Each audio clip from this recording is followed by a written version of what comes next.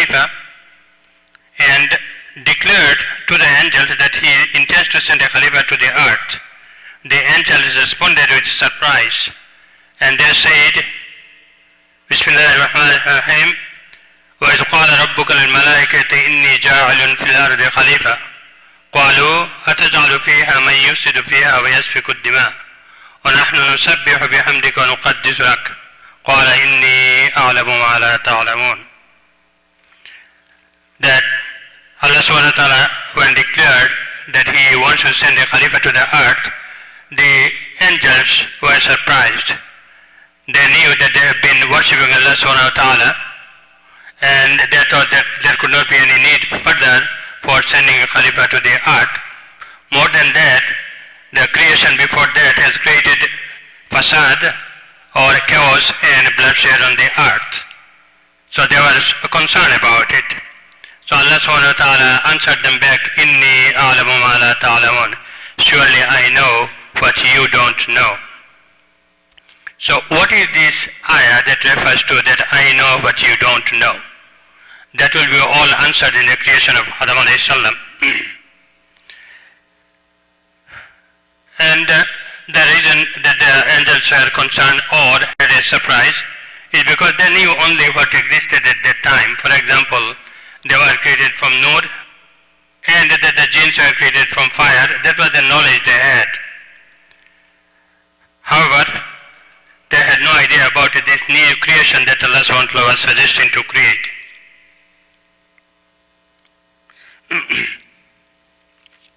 So Allah subhanahu wa ta'ala created Adam alayhi salam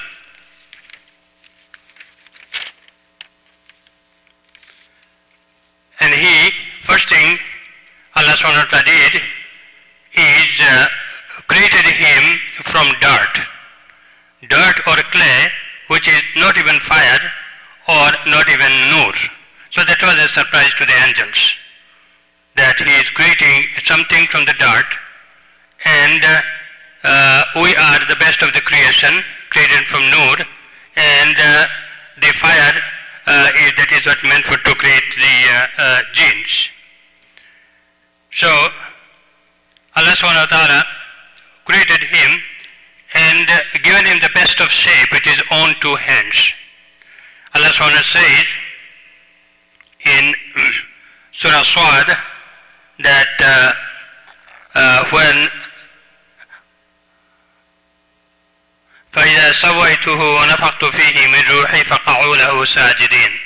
When he advised the angels to prostrate before Adam after he finished the creation of Adam alayhi salam, the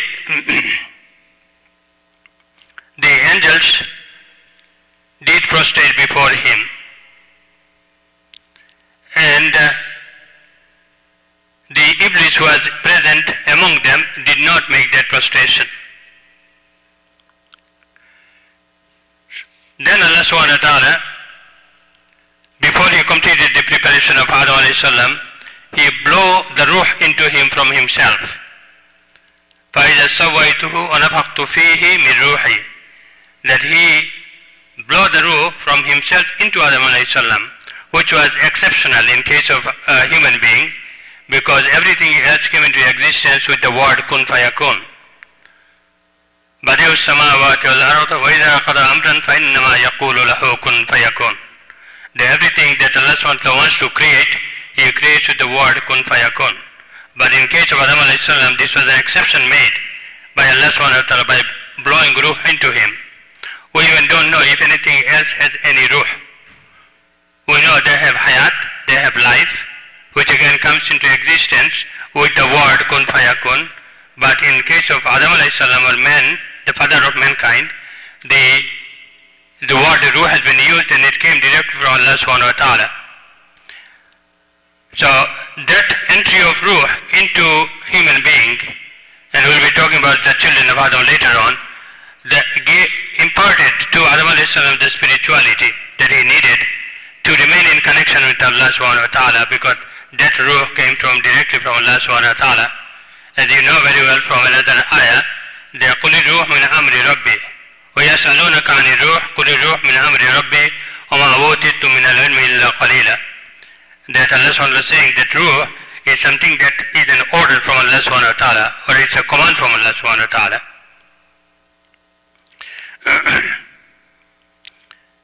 Then Allah subhanahu wa ta'ala gave him, Adam alayhi salam, the knowledge about the creation that existed at that time and the names of everything that he has created. وَعَلَّمَ آدَمَ الْأَسْمَاءَ كُلَّهَا. Then ثُمَّ عَرَضَهُ عَلَى الْمَلَائِكَةِ فَقَالَ أَنْبِئُونِي بِأَسْمَاءِ هَؤُلَاءِ إِن كُنتُمْ صَادِقِينَ. After that he asked the angels who were around that to name the way, name of things, name of the things in the creation, and they could not do that. So Allah subhanahu wa ta'ala asked Adam alayhi salam to name them the way he taught them, and therefore in knowledge Allah subhanahu wa ta'ala raised the status of Adam alayhi salam above other creations. Then Allah subhanahu wa ta'ala gave Adam alayhi salam a nafs, means the soul, which would be necessary for him to live his life. Nafs is the driving source, driving force behind all creation, behind mankind. It is the nafs that gives us the energy to do what we do in this dunya. Running around in this dunya, going around to make a living and so on and so forth, this is the action of the nafs. So Allah subhanahu wa ta'ala gave him a nafs and prepared him to live his life in this dunya. He also gave him a free will, so that as a Khalifa, he could execute his limited choice in making decision to deliver the responsibility of Khalifa. Allah subhanahu wa ta'ala prepared Adam alayhi salam every which way so that he could live his life in this dunya.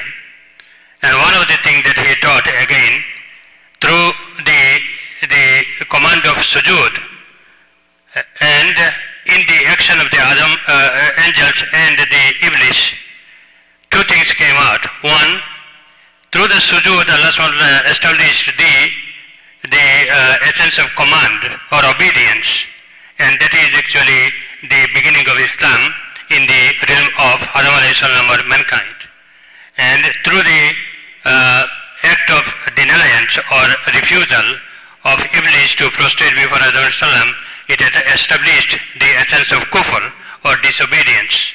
So Allah subhanahu wa ta'ala taught Adam alayhi salam through these two actions that this is what it means, that obedience to Allah subhanahu wa ta'ala is the Islam that will bring close to Allah subhanahu wa ta'ala, and disobedience to Allah in refusing his command, that will create kufr. And that's why Allah subhanahu wa ta'ala wanted Iblis to leave the Jannah or live where he was and come down to the earth. So thus prepared, Allah subhanahu wa ta'ala put Adam alayhi salam to trial.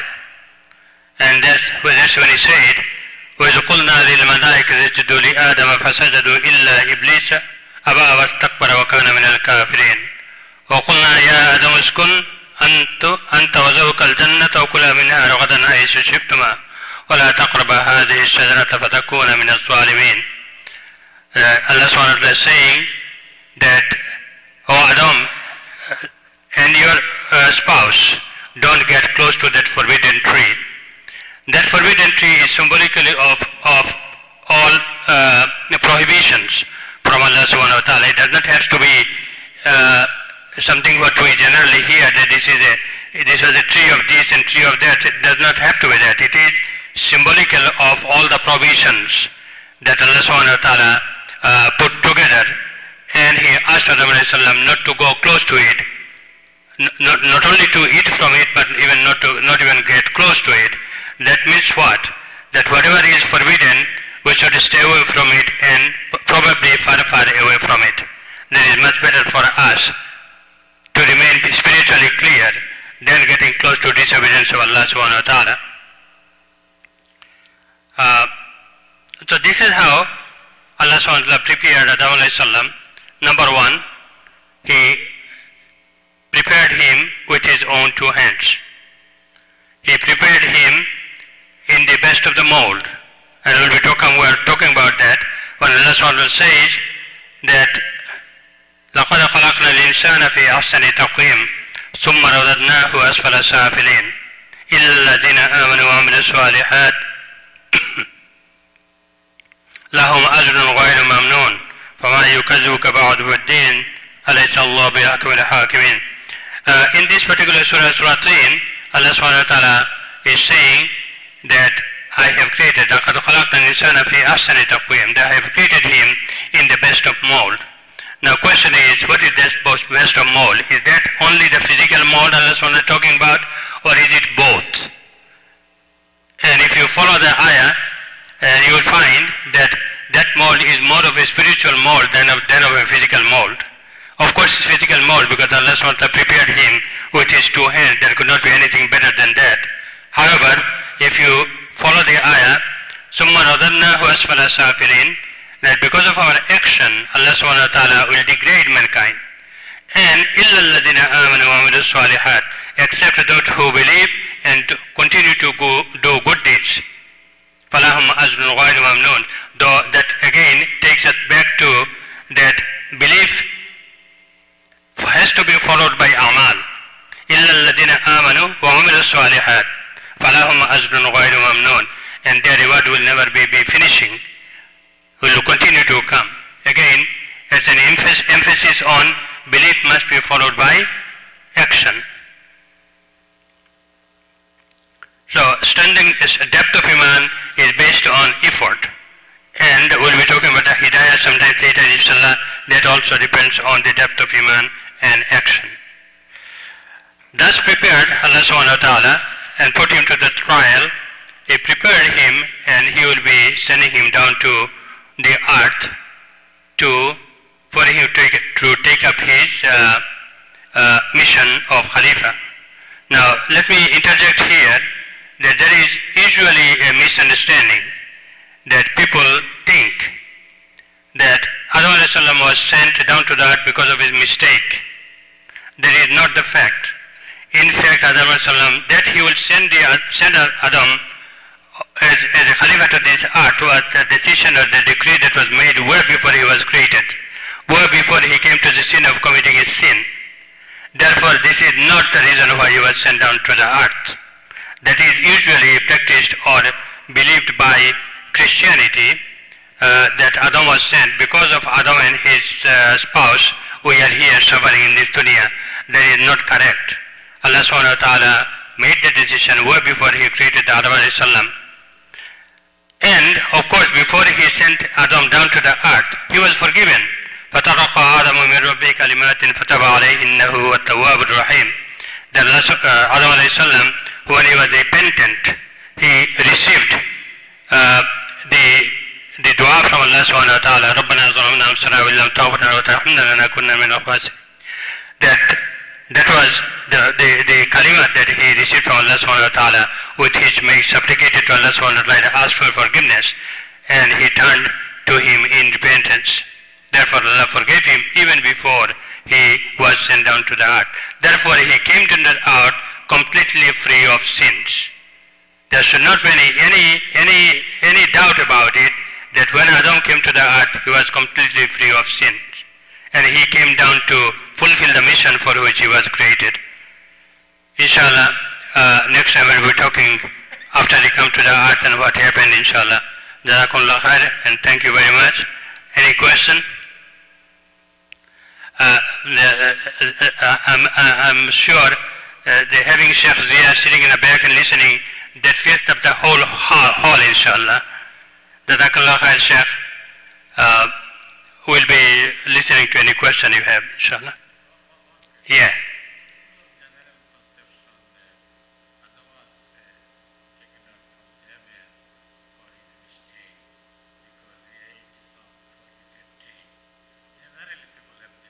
Yes, that's what the disobedience, in other words. Yes. Yes. Yes. Yes, these are misunderstandings, and it makes sense when you go with the steps that happened one after the other. Yes, he made a mistake, and believe me or not, insan, the word comes from nasiya, forgetfulness. We have been created to be forgetful. And making a mistake through forgetfulness is very common with us. But, again, you should not be arrogant about it. The moment you realize that you made a mistake, you make istighfar. That's what the whole story is all about.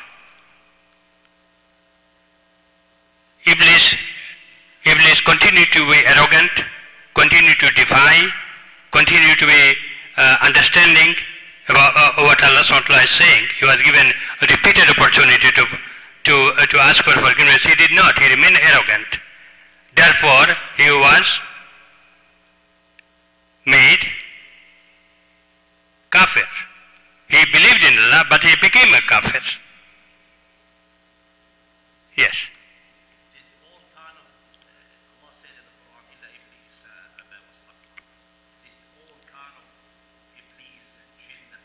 No, this was the Iblis, one particular jinn. Not all kind of jinn refused to. No, because in Siraj you will find, if you read it carefully,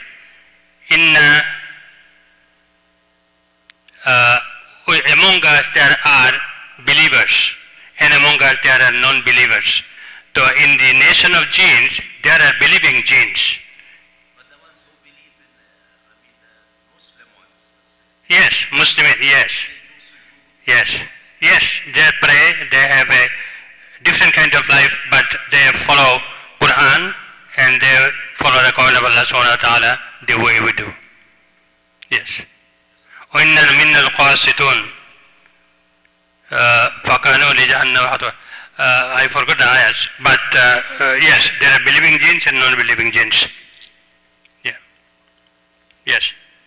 It's my same group, Jazakallah khair, inshallah. Interesting to see that timing probably between Maghrib and Isha.